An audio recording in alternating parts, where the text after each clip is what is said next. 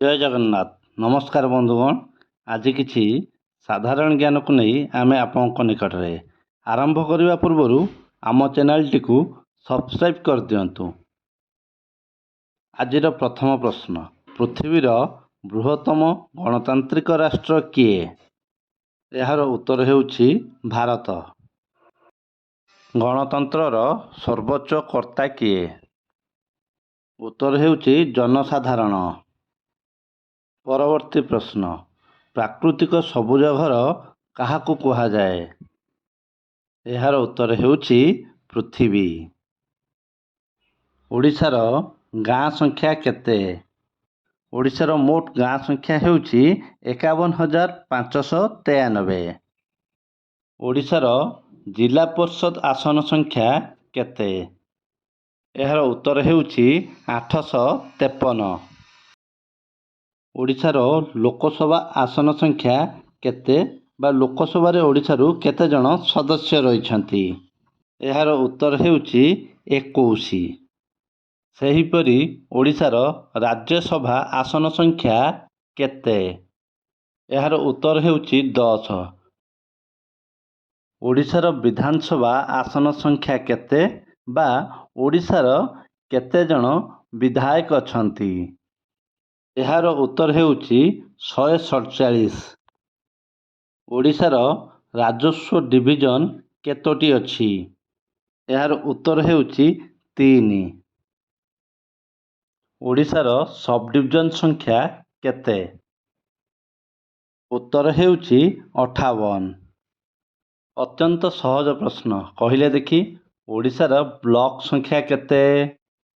उत्तर हेउछि 314।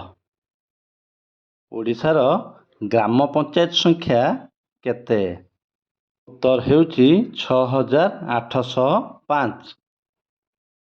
ओडिशार तहसील संख्या केते? उत्तर हेउछि 317। ओडिशार पंचायत समिति संख्या केते? यार उत्तर हेउछि 314। एबे जानिबा ओडिशार प्राथमिक विद्यालय संख्या केते? उत्तर हेउछि 80,387। सेहीपरि कहिले देखि ओडिशार उच्च विद्यालय संख्या केते? यार उत्तर हेउछि 7,974। कहिले देखि भद्रक जिला केबे गठन होइथिला? बालेश्वर जिल्लारू अलगा होई 1/4/1993 मसीहारे भद्रक जिला गठन होइथिला। एबे कहिले देखि कटक जिला केबे गठन होइथिला? उत्तर हेउछि 1/4/1936 मसीहा। भुवनेश्वर म्युनिसिपल कॉर्पोरेशन केबे गठन होइथिला? उत्तर हेउछि 1994 मसीहा। पुरी जिले रे केतोटी ब्लॉक अछि? उत्तर हेउछि 11टी ब्लॉक। आपणक पई आउ एक सहज प्रश्न, ओडिशार बृहत्तम ह्रदर नाम कौन अटे? यार उत्तर हेउछि चिलिका। ओडिशार बृहत्तम सहरर नाम कौन अटे? यार उत्तर हेउछि कटक।